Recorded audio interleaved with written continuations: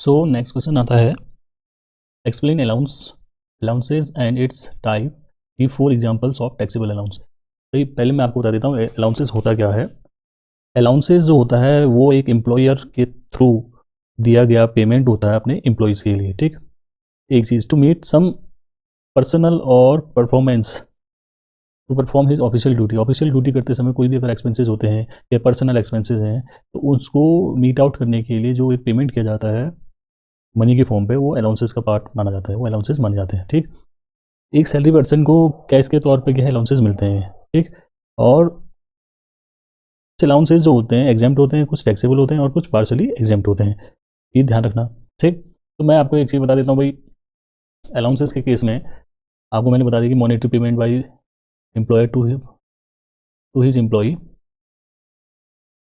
ठीक है, एम्प्लॉय को पेमेंट करना किसी भी तौर पे। एक तो है भाई एम्प्लॉयर का पेमेंट करना एम्प्लॉय को फॉर मीटिंग हिज और हर पर्सनल एंड ऑफिशियल एक्सपेंसेस। ठीक है, ये जितने भी मॉनेटरी पेमेंट किए जाएंगे किसी एम्प्लॉयर के थ्रू अपने एम्प्लॉयज़ को उसके पर्सनल और ऑफिशियल परफॉर्मेंस ड्यूटीज़ को परफॉर्म करने के लिए जितने भी खर्चे होंगे उसको मीट आउट करने के लिए एम्प्लॉयज़ के द्वारा एम्प्लॉयर के द्वारा एम्प्लॉयज़ को एक अलाउंस दिया जाता है जिसे हम भत्ता बोलते हैं। ठीक है, मेनली जो एम्प्लॉयज़ को मिलने वाले जो अलाउंसेज होते हैं वो 3 कैटेगरीज में बांटे जाते हैं। एक तो है आपका फुली एग्जेम्प्टेड, पूरी तरह से टैक्स फ्री। ठीक है, सेकंड जो आता है वो आपका पार्सली के केस में आता है। सेकंड अलाउंसेज जो है वो पार्सली एग्जेम्प्टेड है।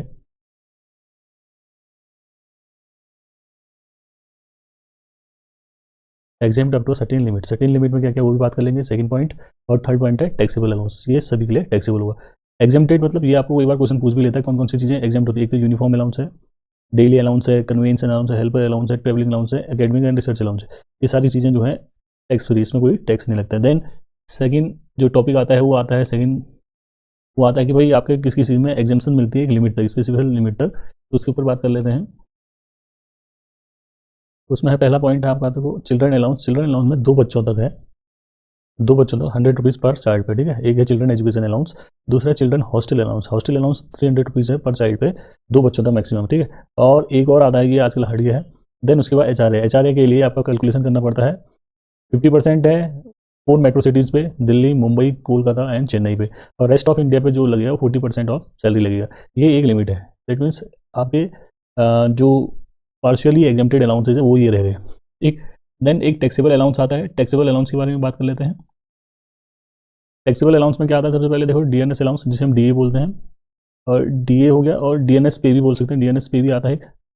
ठीक है, देन स्पेशल अलाउंस है, बोनस है, इंसेंटिव अगर कोई मिलता है इन द फॉर्म ऑफ परक्यूजेट्स हो गया, वेरिएबल पेज हो गया, लंच अलाउंसेज हैं, transport allowance if any not heard of, अगर अभी तक कोई नहीं सुना है तो। ठीक है, और भी कई अलाउंसेस हो सकते हैं, जैसे एक और लिख देता हूँ, सीसी है, सिटी कंपनसेटरी अलाउंस है। ठीक है, हिल अलाउंस है। ये सारी चीज़ें यहाँ पे अलाउंस की कैटेगरी में आती है। 3 अलाउंसेज हो गए, 1, 2 और 3। ठीक है, ये आपको पढ़ लेना है, ये खासकर इंपॉर्टेंट भी है एग्जाम के पॉइंट ऑफ व्यू से, ये तीनों। अब अलाउंसेस क्या होते हैं हम आपको पता चल गया, मॉनिटरी पेमेंट है एम्प्लॉयर के थ्रू एम्प्लॉयज़ को दिया जाने वाला, जिसमें कोई भी मॉनिटरी पेमेंट होगा जो क्या होगा कि वो पर्सनल ड्यूटीज़ को और परफॉर्मेंस ऑफ ऑफिशियल ड्यूटीज़ को मीट आउट करने के लिए, जितने भी एक्सपेंसेस होंगे मीट आउट करने के लिए दिए जाने वाला फाइनेंशियल जो हेल्प है या फाइनेंशियल कैश के रूप में जो पेमेंट किया जाएगा वो अलाउंसेस का पार्ट माना जाता है, वो अलाउंसेस माने जाते हैं। ठीक है, नेक्स्ट क्वेश्चन में चल जाते हैं। Question number 10। क्वेश्चन नंबर 10 बहुत ही इंपॉर्टेंट है, ये बहुत बार कई जगह पर पूछा गया है, तो आप इस चीज़ को पक्का देखिए। भाई आपसे पूछा गया कि परक्यूजिट्स क्या होती हैं। परक्यूजिट्स मेनली क्या होती है, पहले मैं आपको परक्यूजिट्स के बारे में ही बता देता हूँ, क्योंकि परक्यूजिट्स आ गया तो आपका काफ़ी काम हल्का हो जाता है। परक्यूजिट्स जो होती हैं वो एक बेनिफिट्स हैं, अगर सिंपल लैंग्वेज में कहा जाए इसको हम क्या बोल सकते हैं, बेनिफिट्स।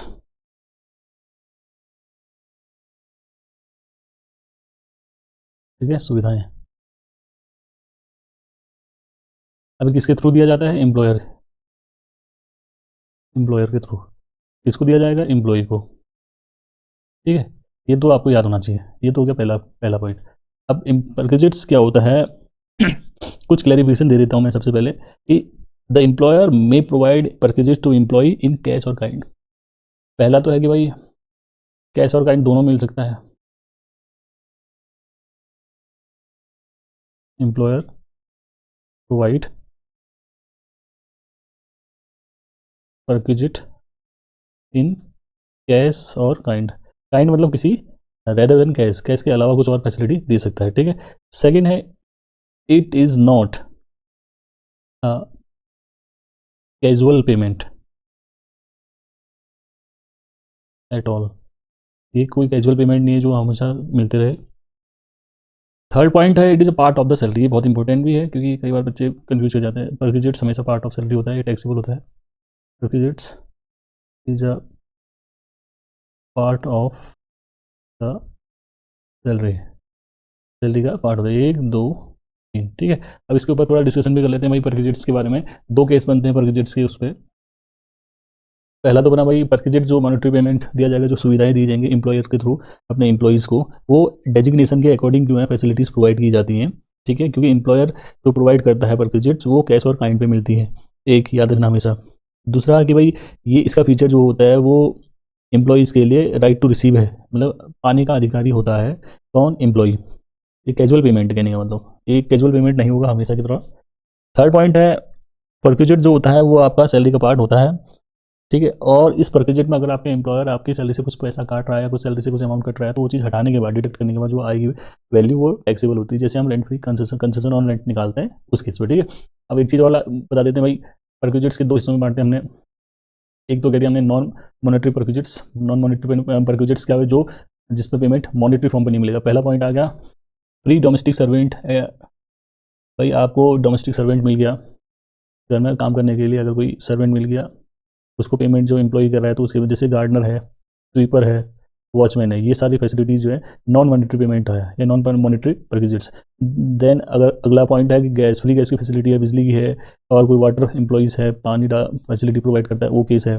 थर्ड पॉइंट है free educational facility for employees children up to 1000, 1000 रुपये तक एजुकेशनल फैसिलिटी मिलती है अगर एम्प्लॉयज़ के बच्चों को, वो केस भी आपका नॉन मॉनेटरी परक्विजिट्स की कैटेगरी में आ जाता है। Then use of motor car. Motor car के बारे में आपने पढ़ लिया कई बार, ठीक है।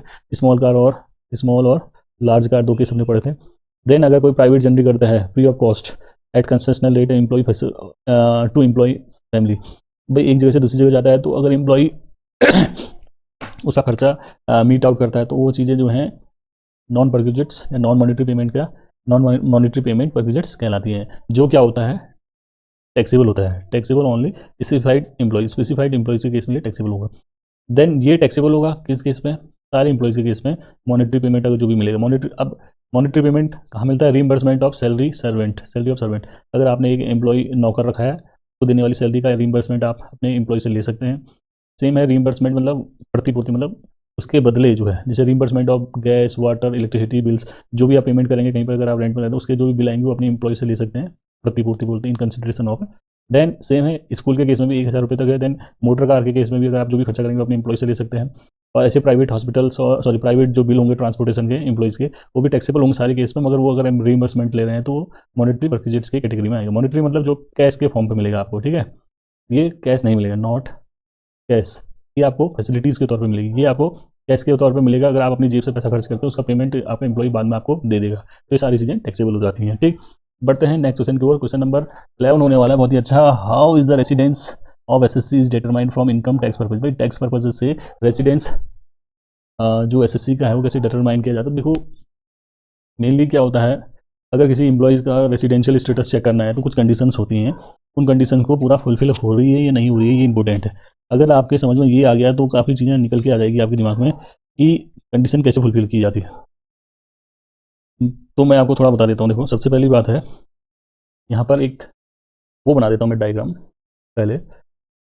भाई इंडिविजुअल का केस बता दूँगा।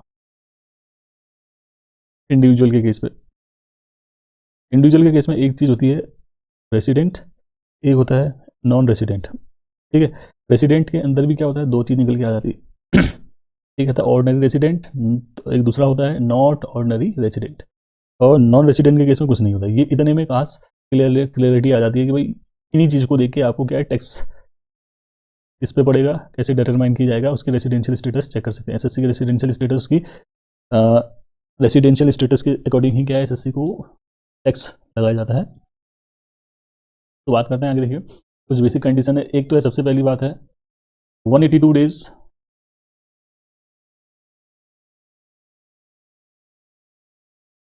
182 days more in financial year, इसी फाइनेंशियल ईयर 182 डेज, ठीक है। और सेकंड केस है, अगर यस है तो उस केस पे आपको दूसरी कंडीशन देखनी पड़ेगी, पिछले 10 सालों में 4 सालों भारत पे रहना चाहिए। अगर ये नहीं है, अगर ये कंडीशन फुलफिल नहीं होती तो 60 दिन वाली है, करंट फाइनेंशियल ईयर है, ठीक है। वो कितने दिन रहना चाहिए भारत में? 60 दिन, 60 डेज, और 365 डेज से ज़्यादा रहना चाहिए पिछले 4 सालों में, ठीक है। और दूसरा केस बनता है, तो अगर ऐसा कंडीशन आती है तो नॉन रेसिडेंट इंडियन हो जाएगा, ये फॉलोअप नहीं हो पाता है। तो अगर ये दोनों फॉलोअप होते हैं तो उसको पिछले 4 सालों में, 10 सालों में 4 साल भारत में रहना जरूरी है, जो 4 और पिछले 7 सालों में 730 दिन भारत में रहना जरूरी है। अगर ये दोनों नहीं कंडीशन होती तो नॉट ऑर्डिनरी रेसिडेंट है। अगर ये दोनों कंडीशन फुलफिल होती है तो ये क्या हो जाएगा? ऑर्डिनरी रेसिडेंट, ठीक है, जिसे हम सामान्य साधारण नागरिक बोलते हैं, ठीक है। ये बहुत इंपॉर्टेंट भी है, बेसिक कंडीशन है। बेसिक कंडीशन में दोबारा बता देता हूँ। देखो, एक तो है बेसिक कंडीशन, बेसिक कंडीशन को आपको बताना पड़ेगा 182 दिन वाली, और दूसरा है 60 दिन वाली। इन ये दोनों बेसिक कंडीशन है। दूसरी चीज़ होती है एडिशनल कंडीशन, एसी बोलते हैं। एडिशनल कंडीशन में एक है 2 out of 10 years,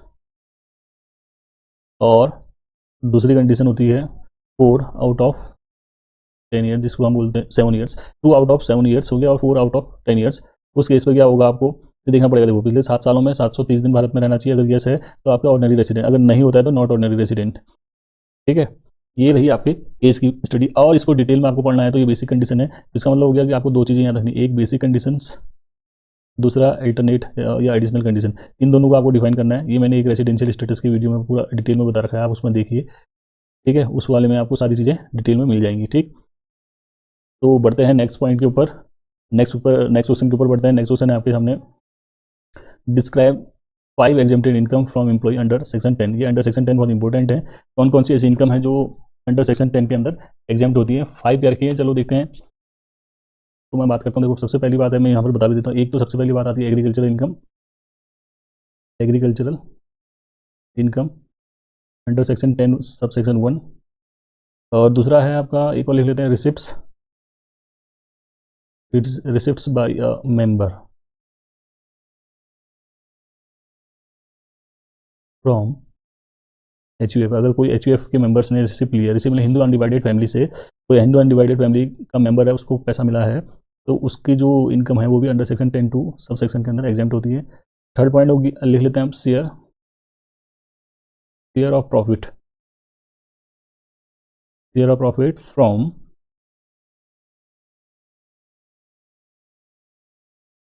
partnership form, partnership form से अगर कोई शेयर मिला है उसके इसमें under section 10 sub section 2A कहते हैं इसको, 2A, ठीक है।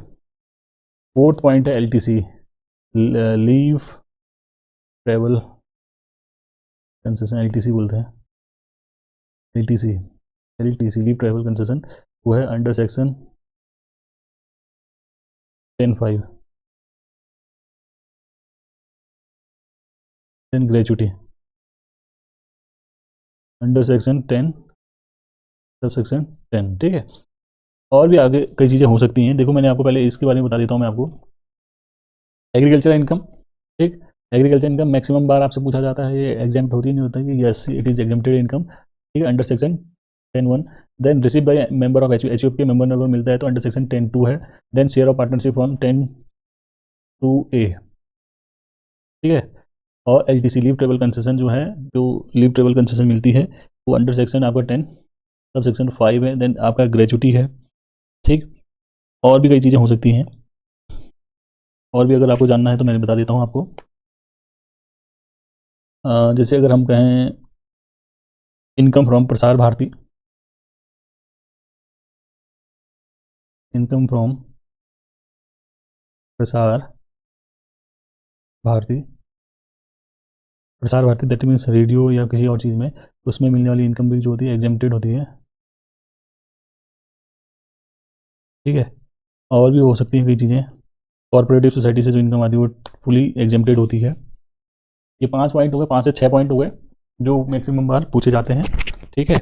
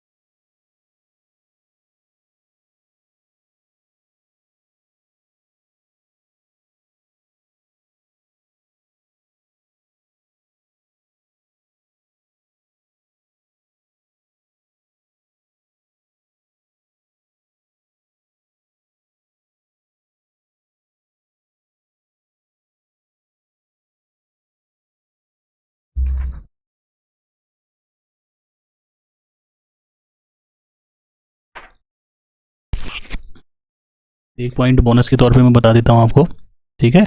एक पॉइंट और बता देता हूँ इसी चीज़ का, वो क्या होने वाला है मैं बता देता हूँ आपको। एक पॉइंट बहुत बार इस बार नया पॉइंट ऐड हुआ है, अग्निपथ योजना। मैं इसको लिख भी देता हूँ, छठा 7th Agnipath scheme. Agnipath scheme या अग्निपथ स्कीम कॉर्पस फंड भी लिख सकते हो इसको, कॉर्पस फंड। ये भी एग्जाम्प्ट होता है, इसका सेक्शन जो है मैं लिख देता हूँ आपके सामने 10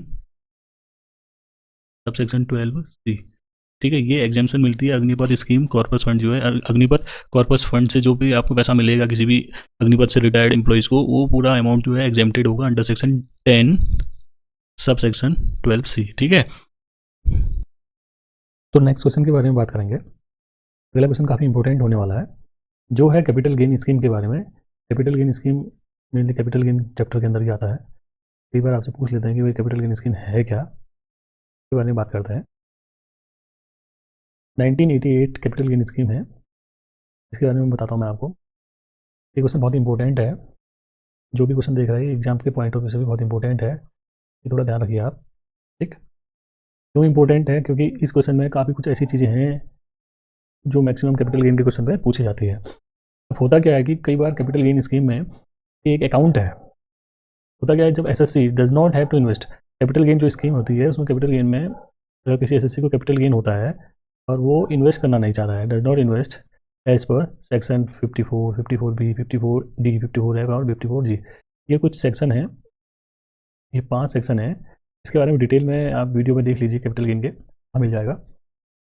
इनके अकॉर्डिंग अगर आप इन्वेस्ट नहीं करते हैं तो उसके before due date of filing return of income, जो इनकम टैक्स रिटर्न फाइल करते हैं उससे बिफोर, उससे पहले अगर आप कैपिटल गेन स्कीम में जो पैसा बचा हुआ है, जो कैपिटल गेन आपके पास हुआ है, अगर वो इन्वेस्टमेंट नहीं करते हैं तो आपको एग्जम्पशन नहीं मिलेगी। कहने का मतलब ये है, the amount of capital gain scheme then the rebate exemption of tax of such capital gain will be available to him. अगर, कहने का मतलब है कि मान लिया जाए किसी को कैपिटल गेन होता है, ध्यान से सुनिए, कैपिटल गेन होता है तो कोई भी हो, STCG हो, LTCG हो, ठीक है, कैपिटल गेन होना जरूरी है। उस केस में मान लिया जाए किसी को कैपिटल गेन इसकी होता है, अब उसको सेक्शन 54 के तहत अगर उसको कैपिटल गेन हुआ है तो उसको सेक्शन 54 में ही इन्वेस्टमेंट करना पड़ेगा, तभी आपको छूट मिलेगी एक, ठीक। या 54B के अकॉर्डिंग अगर आपको गेन हुआ है तो उस केस में 54B पे ही आपको छूट मिलेगी, ठीक। ऐसे केस में आपको क्या करना पड़ेगा, जो पैसा बच जाएगा रिमेनिंग, उस केस को उसको क्या करना पड़ेगा, आपको कैपिटल गेन स्कीम पे है, कैपिटल गेन स्कीम पे इन्वेस्ट करना पड़ेगा। सपोज हम कहते हैं कैपिटल गेन किसी एम्प्लॉय को 1 लाख का हुआ है। अब उसके पास ऑप्शन है कि भाई वो सेक्शन 54 में डाले, 54B पे डाले, 54D पे डाले, या 54F में डाले, या 54G में डाले। जिस चीज़ से आपको कैपिटल गेन निकल गया है अगर उसी में इन्वेस्ट करता है विदिन 3 ईयर्स तो उतने की छूट मिल जाएगी। जो पैसा बैलेंस बचा, मान लिया जाए 50,000 बैलेंस बच गया, ये बैलेंस अमाउंट है, सपोज 50,000 आपके पास बैलेंस बच गया। उस केस में क्या करेंगे, जो बैलेंस अमाउंट है, अगर वो, ये जो बैलेंस अमाउंट है इसको कैपिटल गेन स्कीम पे है, CG capital gain scheme account होता है, इसमें अगर डिपॉजिट करता है तो जितना भी डिपॉजिट करेगा उतने की एग्जाम्पशन मिल जाती है। क्या मिल जाती है? एग्जाम्पशन, ठीक है, उतने की रिबेट मिल जाती है या उतने की छूट मिल जाती है, उतने पर टैक्स नहीं लगता है। तो इसका मतलब हो गया कैपिटल गेन अकाउंट स्कीम जो है, जो भी कैपिटल गेन होता है उसमें आपने जिस सेक्शन से आपको, जैसे अगर एग्रीकल्चर लैंड बेचने से अगर आपको कैपिटल गेन हुआ है, या रेसिडेंशियल प्लॉट बेचने, रेसिडेंशियल हाउस बेचने से हुआ है, या हाउस बेचने से हुआ है, या कुछ इंडस्ट्रियल प्लॉट बेचने से हुआ है, जिस कैटेगरी से कोई भी आपको प्रॉफिट हुआ है, अगर आपने वो पैसा वहीं इन्वेस्टमेंट किया तो वो छूट मिलेगी। और साथ साथ ही आपने अगर जो पैसा बैलेंस बच जाता है इन्वेस्टमेंट करने के बाद भी, अगर वो पैसा जो बच गया वो कैपिटल गेन स्कीम अकाउंट में डाल दिया, जितना भी पैसा आप डालेंगे उतने की छूट आपको मिल जाएगी टैक्स में। तो कैपिटल गेन स्कीम यही है कि जो पैसा आपका बैलेंस बच जाता है, आप कैपिटल गेन अकाउंट खोलते हैं पड़ता है। कैपिटल गेन अकाउंट जो खुलता है वो आपको याद रखें, can be open in public sector bank. जो भी इंडिया में पब्लिक सेक्टर बैंक है वहाँ पर आप जाके कैपिटल गेन अकाउंट खोल सकते हैं अगर आपके पास कैपिटल गेन हो रहा है। तो जितना भी बैलेंस कैपिटल गेन का हुआ है वो कैपिटल गेन अकाउंट स्कीम के तहत आप अकाउंट खोल के वहाँ जमा कर सकते हैं और टैक्स में बेनिफिट ले सकते हैं, ठीक है। अगले क्वेश्चन में आते हैं। अगला क्वेश्चन काफ़ी अच्छा है और बहुत ही इंपॉर्टेंट भी है, ये क्वेश्चन भी इंपॉर्टेंट है, डबल टिक कर लेते हैं हम। आपसे कह रहा है कि explain the meaning of TDS. TDS क्या होता है, उसकी मीनिंग आपको समझानी है। भाई आपको अगर टीडीएस की मीनिंग पता है तो ये बहुत बेटर है, अगर नहीं पता है तो आपको पता करना ही नहीं चाहिए। टीडीएस क्या होता है, इसका फुल फॉर्म देख लीजिए, टैक्स डिडक्टेड एट सोर्स। क्या मतलब टैक्स डिडक्शन होना है जब एट सोर्स पे, दैट मीन्स जहाँ से आपका पैसा निकल रहा है या अर्न हो रहा है वहीं पर आपको क्या है, टैक्स का डिडक्शन करना है, उसी को डिडक्शन टीडीएस बोला जाता है। ठीक, अब यहाँ पर क्या आता है, an amount that is deducted from income of recipients in the form of tax. भाई जो भी अमाउंट डिडक्ट की जाएगी किससे, income of recipient in the form of tax, उसको क्या बोला जाएगा, टीडीएस काटा जाएगा, टीडीएस बोलते हैं। अब वो कब काटा जाता है, ये अप्लाई होता है सैलरी के केस में। सैलरी में भी आपको टीडीएस काटती है हमेशा। एम्प्लॉय के केस में ओनर जो है या एम्प्लॉयर जो है आपका टीडीएस काटता है। रेंट देते समय, ब्रोकरेज देते समय टीडीएस काटना पड़ेगा आपको, कोई प्रोफेशनल फीस दे रहा है, कमीशन दिया जा रहा है या इंटरेस्ट दिया जा रहा है, इन सब चीज़ों में क्या है, टीडीएस काटा जाता है। डिडक्टेड बाय पेयर और बायर। पेयर कौन होगा, पेयर का केस क्या होगा, एम्प्लॉय जो आपको सैलरी दे रहा है, ठीक है। बायर कौन होगा, कस्टमर होगा, खरीदने वाला। उनको भी टीडीएस देना पड़ता है जब आप कोई भी चीज़ करते हैं। जैसे सैलरी कौन देगा आपको, एम्प्लॉयर देगा, उनको उनके द्वारा ये टीडीएस काटा जाएगा। ठीक, इसकी जो ड्यू डेट आती है हमेशा, तो ये ड्यू डेट है, due date of deposit TDS हर महीने की 7 तारीख तक आपको क्या करना पड़ता है, every seventh of every month TDS जमा करने की डेट होती है, ये याद है ना। टीडीएस का सिंपल सा मतलब है tax deducted at source, that means जहाँ से भी आपकी अर्न होती है इनकम वो उस सोर्स से आपको टैक्स डिडक्ट करना पड़ता है। दैट मीन्स एक और इसका मतलब है कि भाई जितना आप अर्न करेंगे उसके साथ साथ आप टैक्स देते रहिए, वही टीडीएस है। एडवांस फॉर्म में टैक्स करते रहता है ताकि आपको लोड ना पड़े इन फ्यूचर। ठीक है, जो मेनली क्या होता है आपके एम्प्लॉयर के थ्रू काटा जाता है आपकी सैलरी से। अगर आपने कोई कमीशन दिया है वहाँ पे भी टीडीएस कटेगा, प्रोफेशनल फीस दी है वहाँ पे भी टीडीएस कटेगा, इंटरेस्ट दिया है टीडीएस कटेगा, या कमीशन दिया है, ये सारी चीज़ों में टीडीएस कटता है। जो ब्लू पेन से मैंने आपके सामने लिखा हुआ है, ये बहुत ही अच्छा क्वेश्चन है और अच्छा पॉइंट है, इसको आप नोट पक्का करें। ठीक है, आगे बात करते हैं, डिस्कस बेस्ट जजमेंट असेसमेंट। ये बहुत अच्छा क्वेश्चन है, ये मैक्सिमम टाइम्स बहुत बार पूछा गया है, ये इसको मैं एस्टिक मार्क में डाल देता हूँ, जो भी देख लें आपको समझ में आ गया होगा। डिस्कस बेस्ट जजमेंट असेसमेंट क्या होता है, सर्वोत्तम विवेचना आधारित मूल्यांकन। ठीक है, ये क्या होता है जरा पढ़ लेते हैं। As per income tax act, best judgment assessment signifies the assessment perform by assessing officer with specific knowledge of SSC's financial circumstances.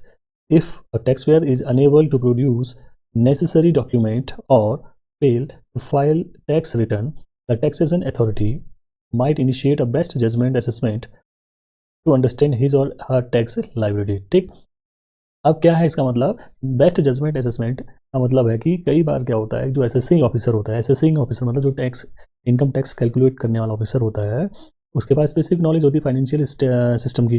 तो कई बार कुछ ऐसे टैक्स पेयर होते हैं जिनके पास प्रॉपर डॉक्यूमेंटेशन नहीं होता है, या रिटर्न फाइल नहीं कर पाते हैं टाइमली, या टैक्स के बारे में नॉलेज प्रॉपर नहीं होता है, या कोई डॉक्यूमेंट प्रोड्यूस नहीं कर पाते हैं जो टैक्स के लिए इंपॉर्टेंट होते हैं।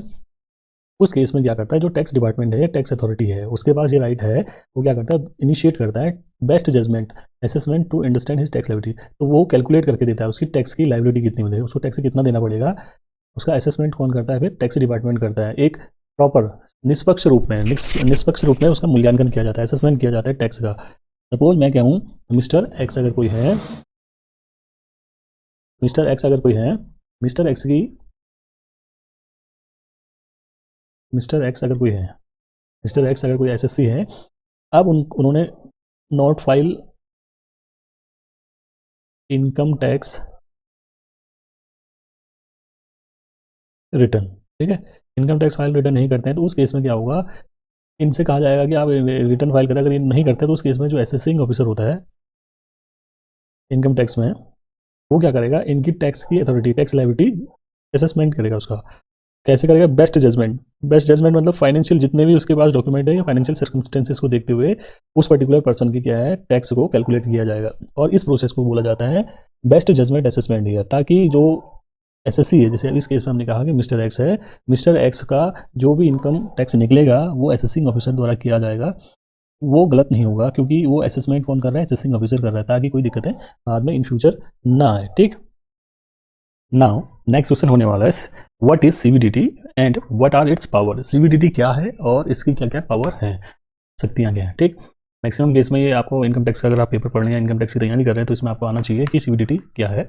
मैक्सिमम कई बार क्वेश्चन पूछे जाते हैं, तो उसमें आपको सबसे पहले पता होना चाहिए कि CBDT is central board of direct tax. ये है, is the leading authority in India ये सबसे बड़ी अथॉरिटी है इंडिया में, इस चीज़ को लेकर है accountable for the administration and implementation of law pertaining to direct tax. जो भी डायरेक्ट टैक्स से रिलेटेड जितने भी एडमिनिस्ट्रेशन है या उसका लॉ को मेंटेन करना, इंप्लीमेंट करना है, वो काम किसका होता है? डिपार्टमेंट ऑफ इनकम टैक्स, जिसकी हायर अथॉरिटी क्या है? CBDT। ठीक, अब कुछ इसकी रिस्पॉन्सिबिलिटीज़ हैं, जैसे CBDT is responsible for dealing with matters relating to levying and collection of direct tax. Direct tax का कलेक्शन करना और उसको लेवी करना, ठीक है, लादना या लगाना और उसका कलेक्शन करना, डायरेक्ट टैक्स का कलेक्शन करना, ये CBDT का काम है। Second, it formulate various policies, बहुत सी पॉलिसीज ये फॉर्मुलेट करता है, ठीक है, क्योंकि जब फाइनेंस एक्ट आता है या फाइनेंस बिल आता है तो इनकम टैक्स डिपार्टमेंट का बहुत इंपॉर्टेंट रोल होता है। जब फाइनेंस बजट पेश करता है फाइनेंस मिनिस्टर, उसमें department of income tax CBDT का बहुत बड़ा रोल होता है किसी भी देश की, ये खासकर इंडिया के कंटेक्स में हम बात कर रहे हैं। नेक्स्ट पॉइंट है, it suggest changes in direct tax in act और डायरेक्ट टैक्स रेट। भाई टैक्स में क्या रेट होगा, अगर कोई डायरेक्ट टैक्स से रिलेटेड कोई चीज़ करना है तो उसमें सजेशन कौन देता है? CBDT देता है, ठीक है, CBDT ही सारी चीज़ें देता है। ये थर्ड पॉइंट हो गया। It propose change in taxation structure in line with the government policy के अकॉर्डिंग टू टैक्स सिस्टम में चेंज होना। जैसे आजकल 115 BAC चल रहा है, जो न्यू टैक्स रिजीम चल रहा है, ठीक है, उस केस में भी आजकल एक न्यू टैक्स रिजीम चल रहा है, एक ओल्ड टैक्स रिजीम है।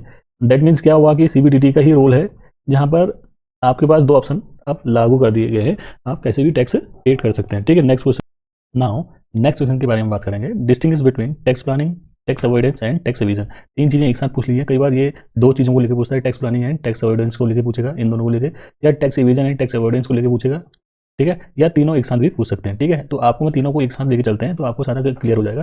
भाई टैक्स एविजन, सबसे पहली बात है पर्पज़ की बात करते हैं, पॉइंट नंबर 1 इसके बारे में बात करते हैं, पर्पज़। टैक्स एविजन का क्या पर्पज़ होता है? टैक्स देने में इंटरेस्ट नहीं होता है, वो टैक्स से बचाना चाहते हैं, टैक्स की चोरी करना चाहते हैं, ठीक है। इसका मेन पर्पज़ क्या है? टैक्स एविजन मतलब इवेट करना, मतलब चोरी करना, या टैक्स को कैसे कैसे हाइड करना। सेकंड केस है टैक्स अवॉइडेंस, टैक्स को कैसे बचाया जाए, that means minimization of tax, tax को कम से कम दिया जाए, टैक्स अवॉइडेंस की कैटेगरी में आता है। टैक्स प्लानिंग क्या है? इंश्योर टैक्स एफिशिएंसी, टैक्स को बराबर दें, ठीक है, टैक्स देने में कोई मतलब किसी चीज़ की कमी ना रह पाए, प्रॉपरली अपना काम करते रहें टैक्स के द्वारा, जो भी लीगल फॉर्मेलिटीज़ है उसके थ्रू।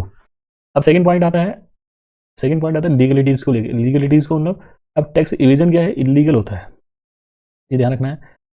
टैक्स अवॉइडेंस लीगल होता है और ये भी टैक्स प्लानिंग भी लीगल होती है। इवेजन मतलब चोरी होता है, ये ध्यान रखिए, ये बहुत बार आता है क्वेश्चन, ये ध्यान रखिए आप जो भी इसको देख रहे हैं इस क्वेश्चन को, मेनली टैक्स इवेजन का खास ध्यान रखना है, टैक्स अवॉइडेंस और टैक्स प्लानिंग का तो आपको अपने अभी याद हो जाएगा। देन थर्ड पॉइंट पे आते हैं, थर्ड पॉइंट है हमारा नेचर के बारे में बात हो रही है। नेचर क्या होगा? एम्प्लॉय इलिजिमिटेट मीन्स, जो एम्प्लॉय होंगे वो इलिजिटिमेट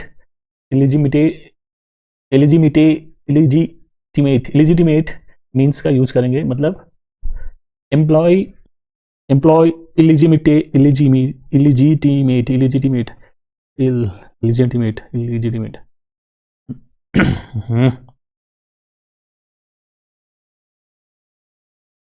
नाउ थर्ड पॉइंट के बारे में बात करेंगे। थर्ड पॉइंट है नेचर में क्या है कि भाई इविजन के ऊपर बात करेंगे, जब हम टैक्स इविजन के बारे में बात करेंगे वो इलेजिटिमेट मीन्स के बारे में बात करेंगे, गैर कानूनी जो हम बात करेंगे, जो लीगल फॉर्म पे नहीं होगा, उन चीज़ों को ही ज़्यादा बढ़ावा देने की सोचेगा इलिजिमेटेड मीन्स को लेके। टैक्स अवॉइडेंस क्या कहता है? टैक्स अवॉइडेंस कहता है कि भाई avail loopholes in law but complies has the law provision, law provision का यूज करते जो भी लूपहोल्स हैं, जो कमियां हैं टैक्स में या लॉ में, उसका फ़ायदा उठाएगा। Use of law to reduce tax liability, law के थ्रू ही आपको टैक्स को कम करने का काम जो है टैक्स प्लानिंग के द्वारा किया जाता है, ठीक है।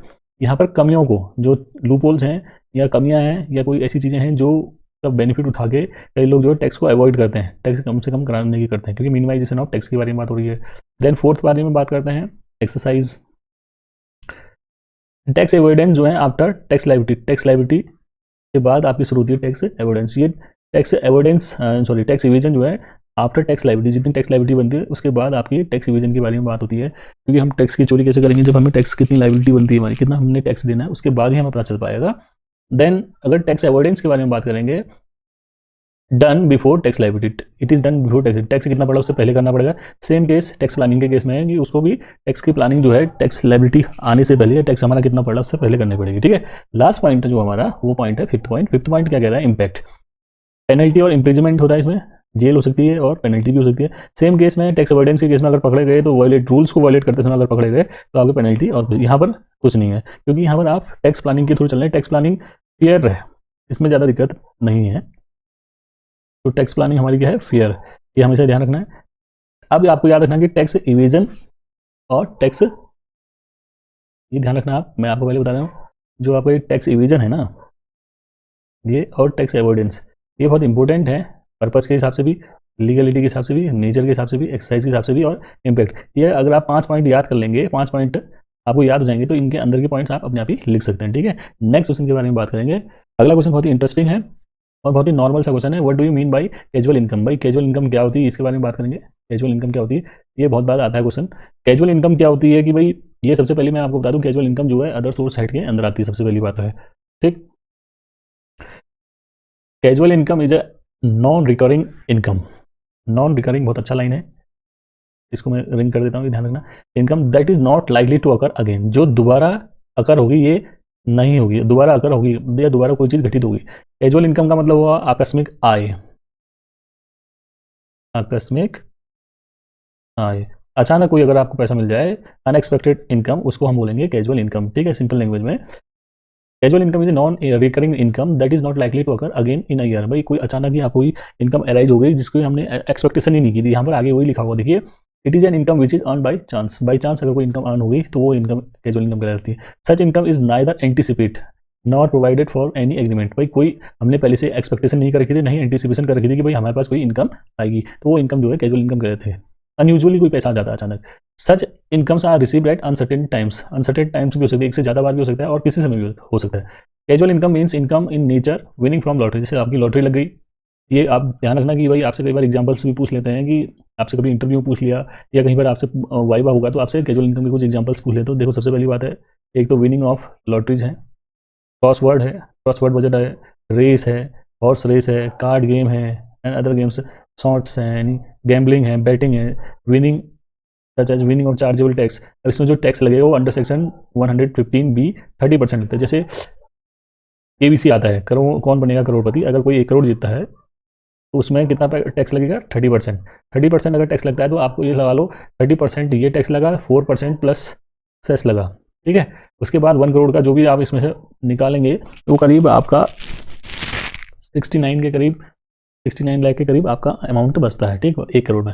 ये तो रहा कैजुअल इनकम। अब जैसे ड्रीम 11 आपने कई बार सुना होगा कि आजकल एक बेटिंग ऐप चल रहा है, ड्रीम 11 करके एक ऐप आता है, जिसमें आप क्रिकेट में अपनी टीम बनाएंगे तो उसमें, या कुछ और भी फैंटेसी क्रिकेट लीग करके एक कई ऐप्स आ रहे हैं, तो इसमें आप, या लूडो करके एक ऐप आता है उसमें गेम खेलते हैं, या कुछ और चीज़ें आती हैं जहाँ पर आप कोई चीज़ जीतते हैं ओकेजनली, अचानक ही आपकी लॉटरी लग गई, अचानक ही आप गेम जीत गए, तो सारी चीज़ें किस कैटेगरी में आ जाती है, अदर इनकम की कैटेगरी में, जो हम उसको क्या कहते हैं, कैजुअल इनकम कहते हैं। कैजुअल इनकम मतलब आकस्मिक आय तो अचानक ही हमें मिलती है, जिसकी हमें अनएक्सपेक्टेशन होती है, मतलब हम एक्सपेक्ट ही नहीं कर रहे हैं, अचानक ही मिल गई। ठीक, नेक्स्ट क्वेश्चन पे बढ़ते हैं आगे। What do you mean by gross total income? भाई ग्रॉस टोटल इनकम बहुत ही अच्छा क्वेश्चन है, हालांकि उतना ज़्यादा इंपॉर्टेंट नहीं, मगर ये क्वेश्चन की एक्सपेक्टेशन बढ़ जाती है क्योंकि इनकम टैक्स के पॉइंट ऑफ व्यू से। तो मैं आपको इनकम टैक्स के पॉइंट ऑफ व्यू से ये बताता हूँ कि भाई ग्रॉस टोटल इनकम क्या होती है। देखो ग्रॉस टोटल इनकम क्या होगी, सम टोटल ऑफ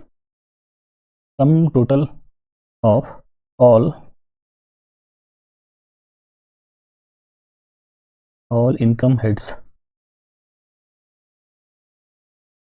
ठीक है, क्या क्या आएगा, लाइक इनकम फ्रॉम सैलरी। ठीक है, इनकम फ्रॉम सैलरी आ गया पहला, 5 हेड होते हैं। Then income from house property, अगला क्या आएगा, third point, income from business and profession. Then fourth point आएगा, income from CG capital gain. Fifth point, income from other source.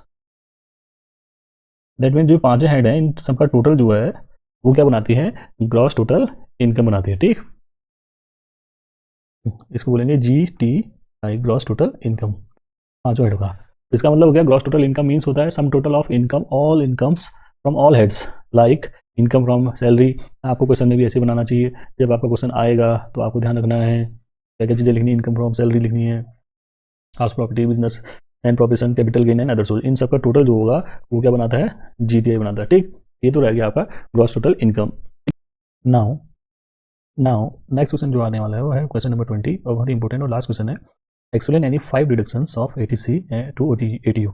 80C से लेकर 80U तक डिडक्शंस मतलब जो इनकम टैक्स में छूट मिलती है, कटौती मिलती है, तो शुद्ध हिंदी में बोलते हैं कटौती, ठीक है, जो रिलैक्सेशन मिलता है 80C से लेकर 80U तक जो डिडक्शन होते हैं उनके बारे में कोई भी 5 डिडक्शन के बारे में डिस्कस करो, कह रहा है एक्सप्लेन करो।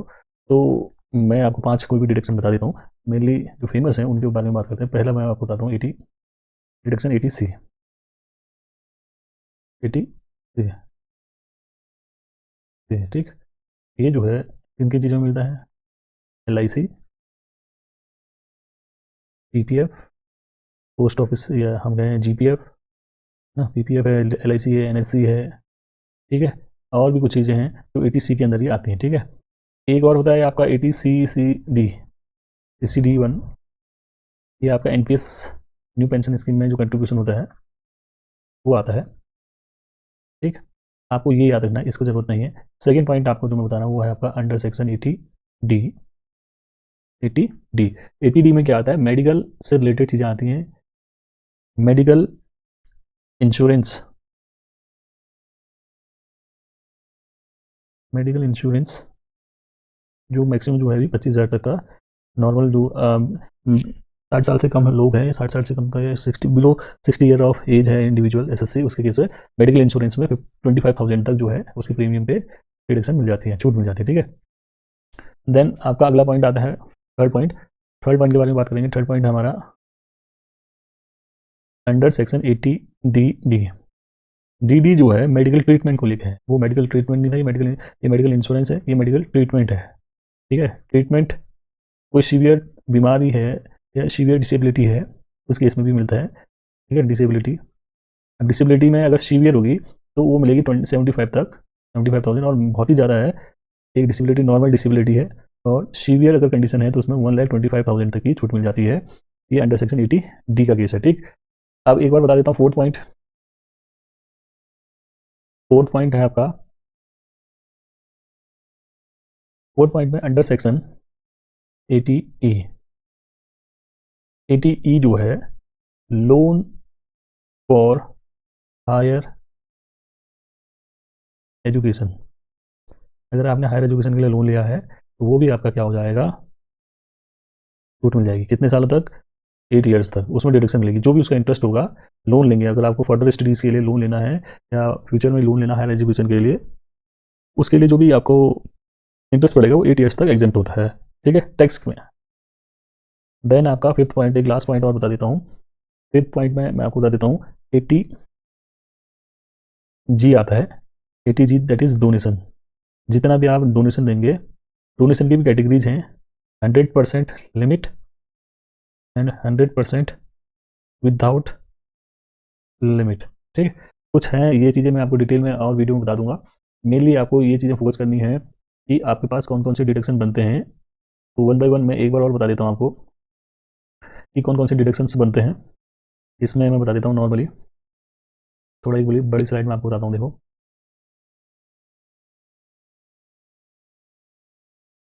देखिए सबसे पहले मैंने बात करी आपसे, जो आपको हमेशा याद रखना है, ठीक।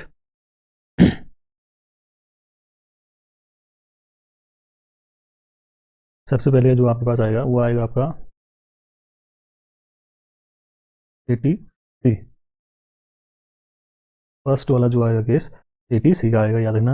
80C पे आपको क्या लिखना है, 80C LIC और PPF GPF government provident fund, और ठीक है, PPF है प्रोविडेंट फंड है, public provident fund. Second case है 80D मेडिकल इंश्योरेंस, जो है आपको 25,000 तक मिलता है, और ये 80C जो है ये 1,50,000 तक की छूट मिल जाती है इसमें मैक्सिमम। थर्ड केस बनता है 80DD, भाई 80DD क्या आता है, मेडिकल ट्रीटमेंट, ठीक है। डिसेबिलिटी के केस में है, डिसेबिलिटी के केस में अगर नॉर्मल डिसेबिलिटी है तो उस केस में आएगा 75,000 तक, और सीवियर डिसेबिलिटी है उस केस में 1,25,000। देन फोर्थ पॉइंट जो है वो आपका 80E, ठीक है। 80E, 80E में क्या है, loan for, loan for higher studies, higher studies के लिए अगर आप लोन लेते हैं वो लोन की लिमिट नहीं यहाँ पर गिवन है, मगर 8 ईयर्स तक आप उसको क्या कर सकते हैं, डिडक्शन ले सकते हैं। ठीक, एक बार बता देता हूँ, वो है 80G। 80G that means donation, जितना भी दान देंगे आप। अब दान का मतलब ये नहीं किसी को घर में आया कोई दान दे दे, ऐसा नहीं है। ये रजिस्टर्ड सोसाइटीज़ होनी चाहिए, सोसाइटी होनी चाहिए, या गवर्नमेंट अप्रूव्ड होनी चाहिए। कोई भी चीज़ जो है गवर्नमेंट अप्रूव्ड होंगी, सोसाइटी या कोई भी चैरिटेबल ट्रस्ट, उनके लिए जो दान देंगे वो आपका 80G पे डिडक्शन मिल जाएगा। ठीक है, तो ये रहे आपके जो मेन मेन इंपॉर्टेंट क्वेश्चंस हैं। ठीक है, एक बार और सम अप कर लेते हैं। देखिए मैं स्टार्टिंग से बता देता हूँ आपको। देखिए सबसे टॉप में है आपका, what do you understand by SSC. SSC क्या होता है ये आपको मैंने बता दिया है। ठीक, एसएससी क्या होता है इसके बारे में बता दिया मैंने, तो मेन क्वेश्चन है। देन अगला पॉइंट आता है कि असेसमेंट प्रीवियस ईयर क्या होता है, असेसमेंट ईयर क्या होता है, इसके बारे में डिस्कस कर लिया है। देन ग्रेजुटी क्या होती है ये बात कर रही है हमने। देन पेंशन क्या होती है इसके बारे में बात करी हमने। ठीक है, और एनुअल वैल्यू को कैसे निकाला जाता है, और एनुअल वैल्यू में जो जीएबी है उसमें क्या क्या डिडक्शन मिलते हैं एनुअल वैल्यू के साथ, वो आपका है। अनएब्जॉर्ब डेप्रिसिएशन क्या होता है भाई, जो डेप्रिसिएशन हम यूटिलाइज नहीं कर पाते हैं। ठीक है, और टैक्सेबल इनकम को कम करने के लिए किसी फाइनेंशियल ईयर में उसको आने वाले साल में सेटअप किया जाता है, ये अनऑब्जॉर्ब डेप्रिसिएशन। फिर उसके बाद हमने बात करी कौन से ऐसे 5 आइटम्स है जो अदर सोर्स के अंदर आते हैं। ठीक है, इसमें हमने कुछ 5 पॉइंट्स मैंने डिस्कस कर रखे हैं, आप इसको देख लीजिए। देन उसके बाद आया हमारे पास LTCG, long term capital gain. STCG and long term capital gain क्या होता है इसके बारे में बात करी, बहुत ही अच्छा पॉइंट है ये, और क्वेश्चन बहुत अच्छा है। देन उसके बाद अलाउंसेस के बारे में बताया, अभी अलाउंसेस क्या होता है, फुली टैक्सेबल अलाउंस होता है। ठीक है, एक एग्जेम्प्टेड सम लिमिट होता है, एक टैक्सेबल अलाउंस होता है। तो आपका एटलीस्ट 5 अलाउंस याद होनी चाहिए। ठीक है, तो बहुत काम बन जाएगा आपका। देन परक्विजिट्स क्या होती हैं, परक्विजिट्स हमने कहा कि बेनिफिट्स होती हैं, और ये क्या क्या चीज़ें आती हैं। ये कैजुअल पेमेंट नहीं होता है, परक्विजिट पार्ट ऑफ सैलरी होता है, इसमें हमने डिस्कशन किया है। ठीक है, मॉनेटरी और नॉन मॉनेटरी पेमेंट के हिसाब से। देन एक और आता है कि एसएससी कैसे डिटरमाइन करता है टैक्स पर्पजेज, उसके लिए हमने रेसिडेंशियल स्टेटस को चेक करने के लिए 180 डेज का केस था। 182 डेज की बात करी थी हमने, 60 डेज की बात करी थी। ये नॉन रेसिडेंट हो जाता है, नॉन ये कंडीशन फुलफिल नहीं होती। तो ये कंडीशन हमने एक, मैंने इसका वीडियो भी डाला है रेसिडेंशियल स्टेटस करके, ये आप पक्का देखिए, बहुत इंपॉर्टेंट चैप्टर भी है, बहुत ही इंपॉर्टेंट है, अच्छा क्वेश्चन है, बहुत बार पूछते हैं। देन उसके बाद आपसे कोई 5 exempted incomes under section 10, under section 10 के अंदर कौन कौन सी 5 एग्जेम्प्टेड इनकम आती है, तो हमने डिस्कस कर रखा है, ये आप देख लीजिए। देन उसके बाद आता है कैपिटल गेन स्कीम क्या होती है। 1988 में कैपिटल गेन स्कीम क्या होती है भाई, जितना भी कैपिटल गेन होता है उसमें से जो बैलेंस बचता है वो हम कैपिटल गेन स्कीम एक अकाउंट खोलते हैं किसी भी पब्लिक सेक्टर बैंक में, वो वहाँ जमा करते हैं, और जो पैसा जमा करेंगे उतने की हमें डिडक्शन में छूट मिल जाएगी। ठीक है, और जो पैसा बचेगा वो टैक्स की दायरे में आ जाता है, वही कैपिटल गेन स्कीम है। देन उसके बाद एक्सप्लेन द TDS। TDS मतलब टैक्स डिडक्टेड सोर्स है, भाई आप कभी इनकम अर्न करते हैं तो जितना भी पैसा रिसीव करेंगे उसमें एक फॉर्म पे टैक्स कटेगा, in the form of salary से भी कटता है, रेंट से, ब्रोकरेज फीस से, ये सारी चीज़ें हमने डिस्कस कर ली हैं। देन उसके बाद है भाई बेस्ट जजमेंट असेसमेंट क्या होता है, सर्वोत्तम विवेचना आधारित मूल्यांकन। भाई कोई अगर किसको अपने बारे में पता नहीं है, टैक्स कितना कैलकुलेट होगा, उसके बाद प्रॉपर्ली कागज मेंटेन नहीं है, तो टैक्स अथॉरिटी क्या करती है, टैक्स ऑफिसर होता है जो क्या करती है, असेसमेंट करती है उस बंदे का टैक्स लायबिलिटी एसेटेन करने के लिए, वो भी बेस्ट पॉसिबल वे पे। ऐसा नहीं है कुछ भी गलत करे, तो जजमेंट जो होगा बेस्ट जजमेंट असेसमेंट किया जाता है, तो जो क्या होगा अनबाइज्ड होगा मगर एक्यूरेट होगा। अनबाइज्ड मतलब पक्षपाती नहीं होगा, बहुत ही सही होगा। ठीक है, बात करते हैं CBDT हाईएस्ट अथॉरिटी होती है, उसकी क्या क्या पावर होती है, हमने कुछ पावर्स के बारे में बात करी, ये देख लीजिए आप। Then tax planning, tax planning, tax avoidance and tax revision, इनमें से एक का दो चीज़ तो एक साथ पक्का पूछता है, तो मैंने 3 चीज़ें एक साथ ही बता दी हैं आपको। आप ये तीनों चीज़ें एक बार और अच्छी तरह अपने नोट्स में लिख लीजिए, बहुत ही अच्छा पॉइंट और अच्छा टॉपिक है। कैजुअल इनकम में बात कर ली भाई, अब आकस्मिक अचानक कोई पैसा मिल जाता है अनएक्सपेक्टेडली, उसके बारे में बात हुई थी।